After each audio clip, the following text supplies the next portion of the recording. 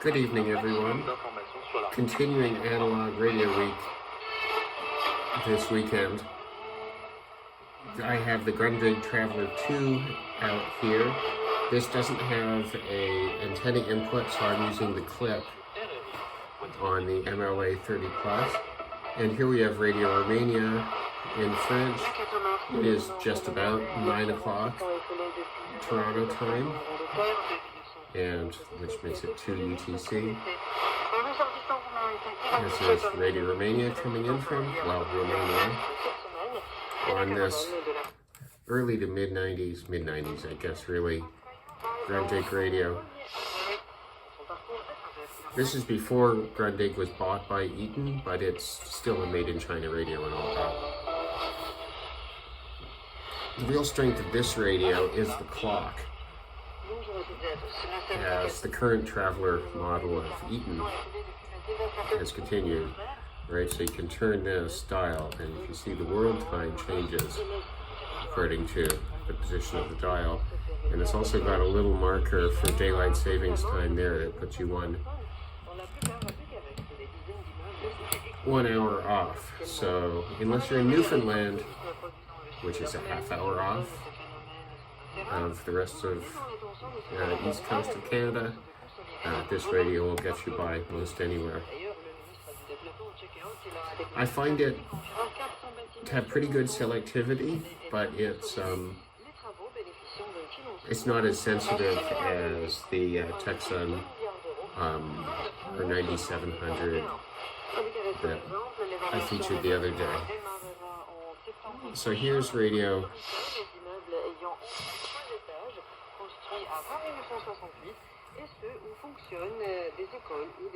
That's Radio Romania coming in quite well.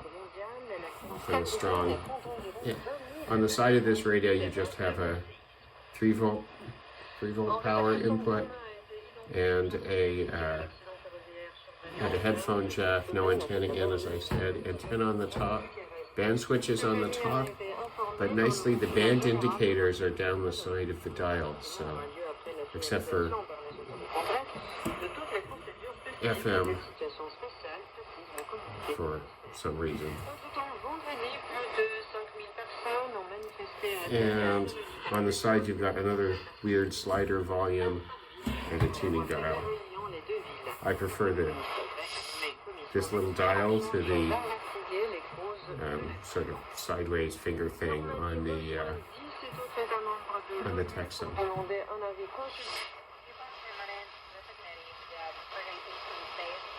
So we're just broadcasting from the southern states. I'm not sure exactly why.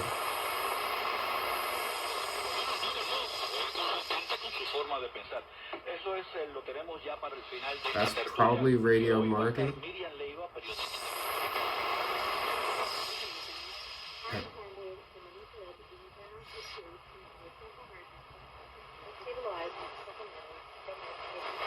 I mean, it's possible that that's Radio Habana. It should be in here somewhere. This dial is more accurate than the Texans, despite its age.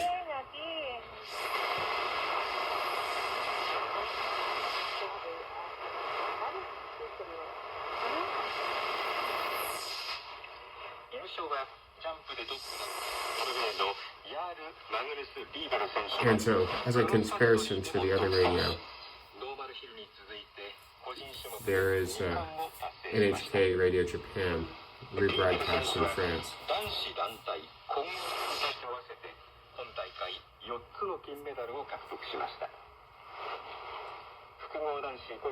Sounds pretty good. There's not really going to be much else of interest.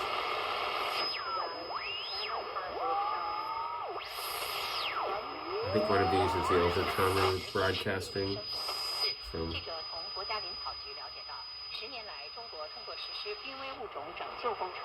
Oh, I'm not sure what that is.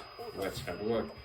Yeah, probably Radio China broadcast out of Cuba would be my guess, but let's have a look. This is very likely China radio from China, so we're doing pretty well if that's the case. It doesn't appear to be being rebroadcast on any of the on any of the Cuban transmitters at the moment. So that's my guess.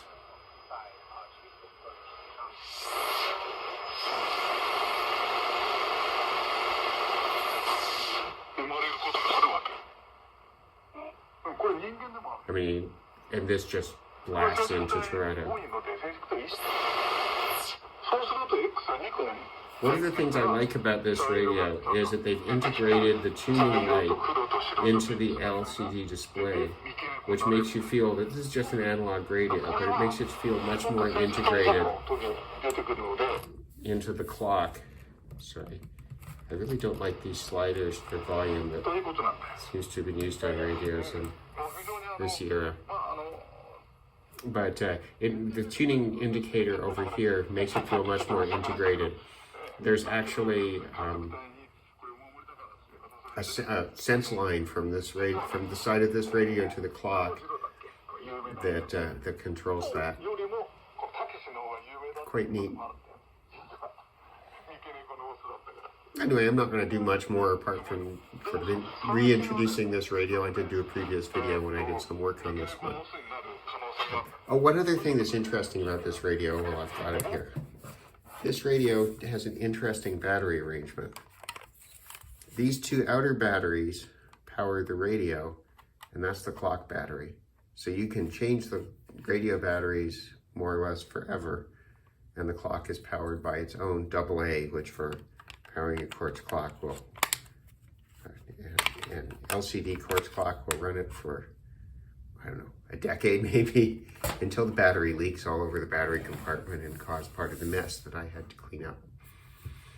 Anyway, hope you enjoyed this little radio. As you can see, even these 90s portables are actually pretty fun. Obviously, it's not going to have the quality of, you know, some of the wonderful radios of the 60s and 70s, but these are still pretty fun, and these are really quite affordable if you find one on eBay or whatnot. Anyway, thanks.